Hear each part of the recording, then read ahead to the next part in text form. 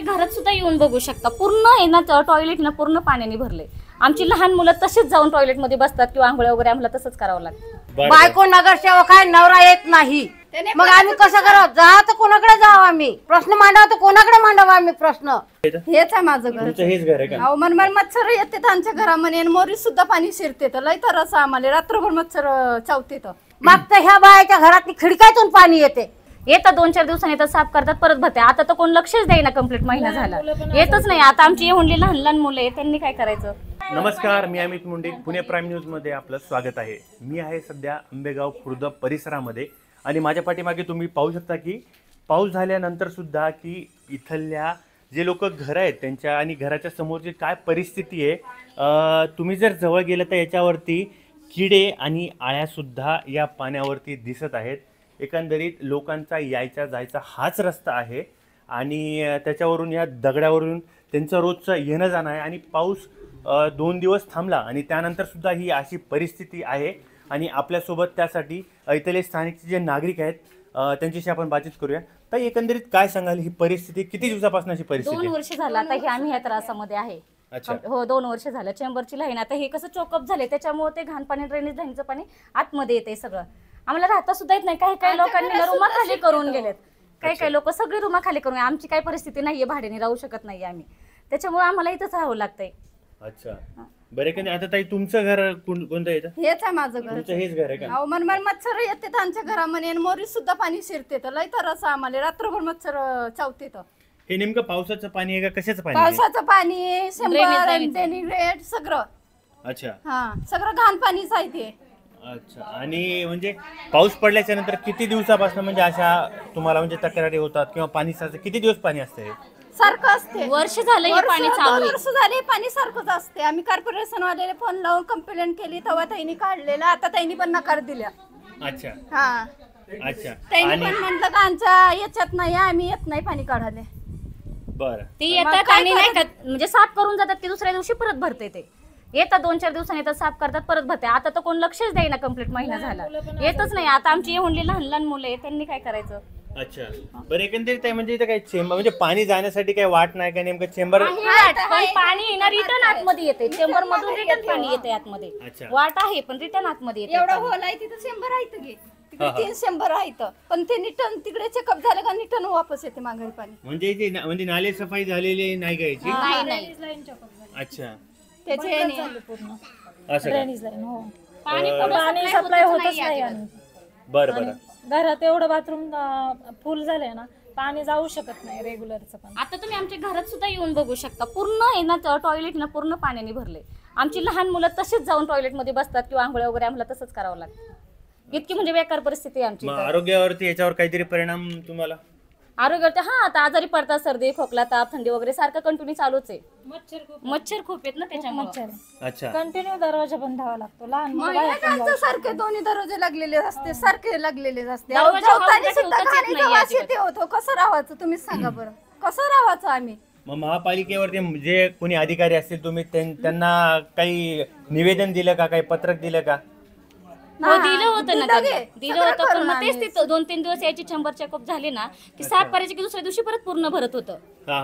ते काय परत काय कोण आता महिने झालं तर कोणी येतच नाही। डायरेक्ट त्यांनी नाही म्हण दिलं, नकार देऊन दिला त्यांनी कॉर्पोरेशन वाले। अच्छा, बरं बरं, आपल्याकडे आता मला एक सांगा की आजी इथले स्थानिकचे जे कोणी माजी नगरसेवक असतील किंवा इथले भागातले जे आमदार कोणी असतील तर त्यांना तुम्ही हा मांडला का या प्रश्न?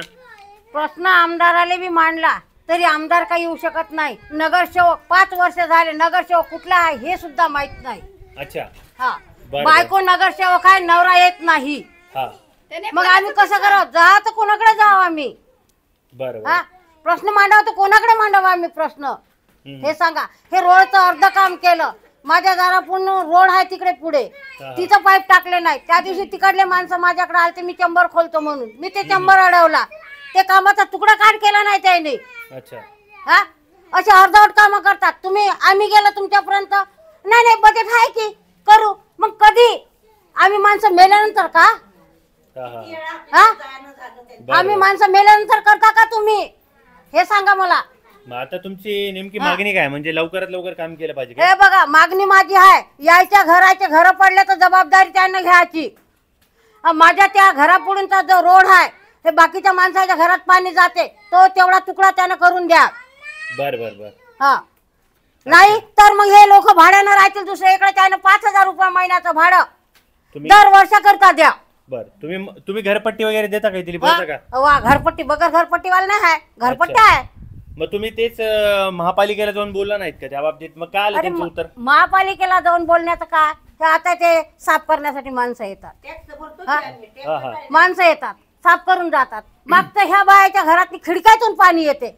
घरपट्ट्या सगळ्याच्या आहे, ज्याच्या नसल त्यानं भरून द्या. अच्छा. हे पण मी खुलासा सांगते, ज्याच्या नसल त्यानं भरून द्या, ज्याच्या असल त्यानं भरून घ्या. बरं बरं. आपल्यासोबत दादा काय सांगायला एकंदरीत इथली परिस्थिती बाबत? या आंबेगाव खुर्द या ठिकाणी ज्या पद्धतीमधनं आमदारांनी खासदारांनी कामं करायला पाहिजेत ते कुठंतरी होताना दिसत नाही. त्याचा वारंवार हे नागरिक महापालिकेच्या क्षेत्रीय कार्यालया ठिकाणी जाऊन आले, अधिकाऱ्यांची चौकशी करतायत, परंतु आम्ही येतो करतो ह्याच पद्धतीमधनं सांगताना दिसतात. जर आपण इथली आत्ताची जर परिस्थिती बघितली तर ड्रेनेजचं पाणी हे आजही इथं तुंबलेलं दिसतं. जर पावसाळा आला आणि ही घरं पडली, पाऊस मोठ्या प्रमाणात, आता जरी कमी प्रमाणात जरी पाऊस असेल तर मोठ्या प्रमाणामध्ये ह्या ठिकाणी पाणी साठतं. या लोकांनी जायचं कुठं हा देखील प्रश्न उद्भवतो. आणि जर ह्यांची परिस्थिती अशी नाही आहे की कमवून खाणारी हीच परिस्थिती आहे, जर भाड्याने तरी कुठं जाणार आहेत तर त्यामुळं नाईलाजानी ह्या लोकांना इथंच राहावं लागतं. लहान मुलं आहेत. आत्ताच आम्ही इथं आरोग्य शिबिर आयोजित केलं होतं. इथली जर संख्या जर बघितली तर या ठिकाणी अनेकांना त्रास आहे, डेंग्यू होतोय किंवा आणखीन काही प्रॉब्लेम येत आहे ते ह्या ठिकाणी. तर ह्याची जबाबदारी कोणी घेतली पाहिजे? आरोग्य विभाग या ठिकाणी लक्ष देत नाहीये. जर ड्रेनेज लाईन जर असती या ठिकाणी अस्तित्वात असती, जर आमदारांनी खासदारांनी नगरसेवकांनी जर काम केलं असतं या ठिकाणी तर नागरिकांना त्रास झाला नसता. जसं तुम्ही आता पाहिलं की लोकांच्या नागरिकांच्या काय प्रतिक्रिया आहेत. पाऊस झाल्यानंतर सुद्धा अशी परिस्थिती आपल्याला पाहायला मिळते. जर ज्यावेळेस पाऊस सुरू असते वेळेस हे जे आता सध्या जे साठलेलं जे पाणी आहे ते त्याची पातळी कुठपर्यंत असेल याचा आपण खरंच विचार केला पाहिजे. आणि जसं नागरिकांनी प्रतिक्रिया दिल्या की वारंवार आरोग्याच्या त्यांना समस्या या पाण्यामुळे उद्भवतात. आणि जसं आपणही पाहिलं की जसं दुरून तुम्ही जरी आता पाहिलं तरी तुम्हाला दिसते की पाण्यावरती हे डेंग्यूचे मच्छर असतील, आया असतील, या मोठ्या प्रमाणामध्ये इथे दिसत आहेत. तर आता एकंदरीत महापालिका, इथले स्थानिक प्रशासन याच्यावरती आता काय पाऊल उचलणार याकडे पाहणं महत्त्वाचं आहे. कॅमेरा पर्सन सोबत अमित मुंडे, पुणे.